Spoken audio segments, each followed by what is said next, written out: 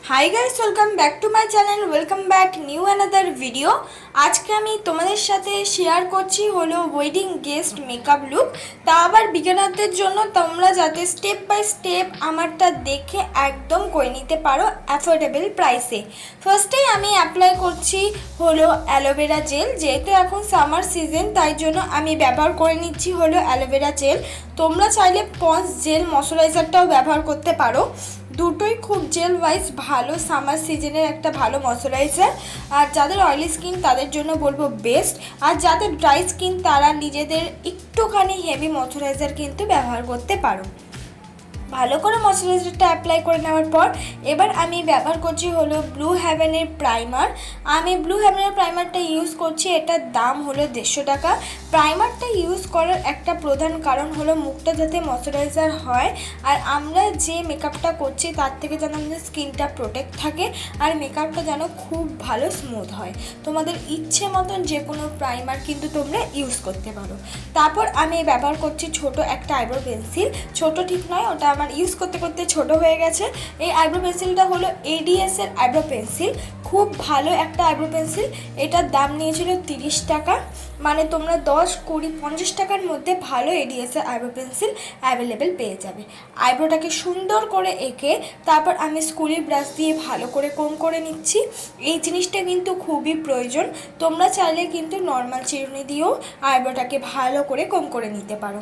কোম করে নেওয়ার পর তারপর আমি ব্যবহার করছি হলো কনসিলার। আমি একটা নর্মাল লিকুইড কনসিলার ব্যবহার করছি, আর সেটা দিয়ে আমার আইব্রোটাকে আমি সুন্দর করে কাট করে নিচ্ছি।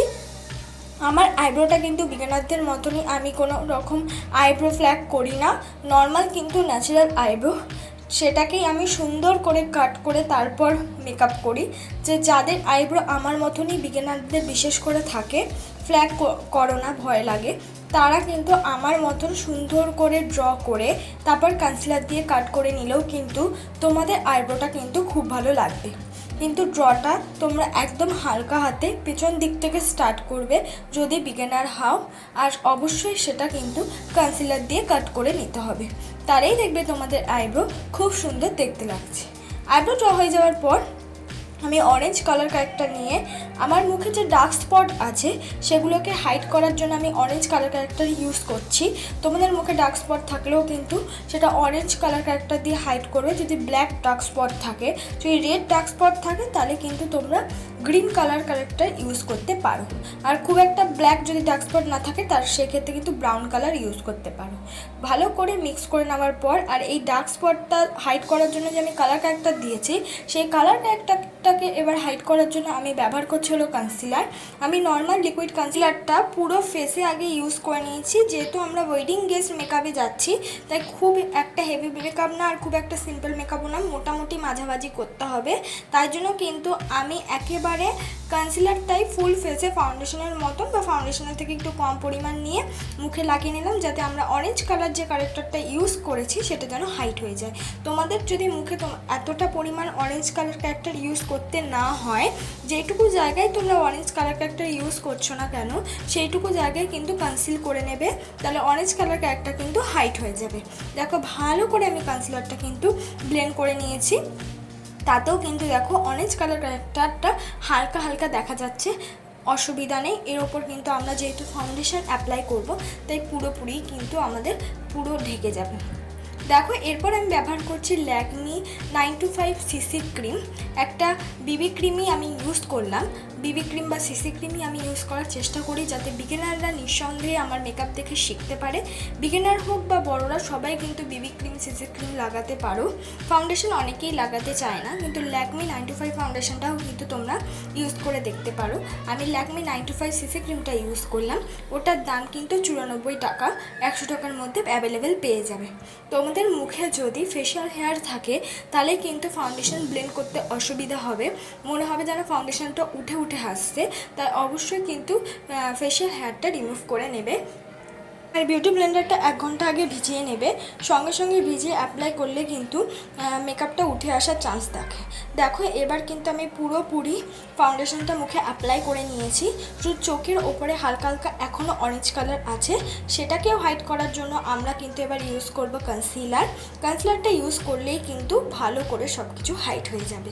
তোমরা চাইলে কিন্তু শুধুমাত্র কনসিলার দিয়েও সেই অরেঞ্জ কালার ক্যারেক্টারটা হাইড করতে পারো, তাহলে ফাউন্ডেশনের মতন বা ফাউন্ডেশনের থেকে একটু বেশি কনসিলার ইউজ করলেই হয়ে যাবে।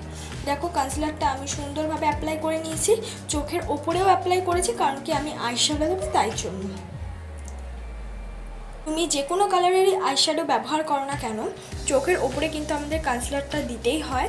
তাহলে যে কোনো রং বা যে কোনো বাজেটেরই আইশ্যাডো ব্যবহার করলে সেটা কিন্তু ফুটে ওঠে। ভালো করে মিক্স করে নেওয়ার পর এবার আমি মেকআপটাকে ভালো করে সেট করে নেব। মেকআপটাকে সেট করানোর জন্য আমি ইউজ করছি হলো white tone face powder, normal একটা ফেস পাউডার, এটার দাম নিয়েছে 65 রুপিস। এবার আমি করছি আই মেকআপ। ফার্স্টে ব্রাউন কালার দিয়ে আমি সুন্দর করে ব্লেন্ড করে নিচ্ছি।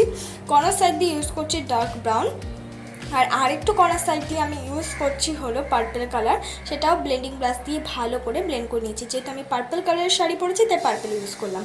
সামনের দিক দিয়ে ইউজ করছি হলো একটা গোল্ডেন শিমারি কালার, সেটাকেই সুন্দরভাবে দেখো হাত দিয়ে আঙুল দিয়ে করে নিচ্ছি। চোখের নিচে অ্যাপ্লাই করছি হলো ল্যাকমি কাজল, আইকনিক কাজল, আর সেটা যে হালকা আইশ্যাডো দিয়ে আমি ভালো করে মিক্স করে নিচ্ছি, তুলিতে যে আইশ্যাডোটা ছিল।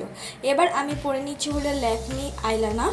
তোমরা তো জানো এটা কম বাজেটে পেয়ে যাবে। মুখটাকে আমি কন্ট্রোল করে নিলাম, তোমরা চাইলে এটাকে স্কিপ করতে পারো। যে কন্ট্রোলটা স্কিপ করো, কিন্তু নাকের কন্ট্রোলটা স্কিপ করো না, তাতে দেখতে মেকআপটা অনেকটা প্রফেশনাল লাগে। তারপর আমি লাগিয়ে নিলাম হলো ব্লাশ। ব্লাশটা আশা করি কেউই স্কিপ করবে না, ব্লাশটা অবশ্যই ভালো করে দেবে। তারপর আমি ব্যবহার করছি একটা গোল্ডেন কালারের হাইলাইটার। তোমরা চাইলে কিন্তু একটা সিলভার কালারের হাইলাইটার অ্যাপ্লাই করতে পারো, নিজেদের পছন্দ মতো হাইলাইটার অ্যাপ্লাই করে নেবে। এবার আমার ফুল মেকআপটা কিন্তু হয়ে গেছে। দেখো ফুল মেকআপটা কিন্তু আমি স্টেপ বাই স্টেপ খুব সিম্পলভাবে ক্রিয়েট করেছি। তোমরা যে কোনো কালারের শাড়ি পরো না কেন সেই মতন কিন্তু যদি আই মেকআপটা করে নাও তাহলেই কিন্তু ভালো লাগবে। ভালো লাগলে লাইক কমেন্ট শেয়ার করতে ভুলো না।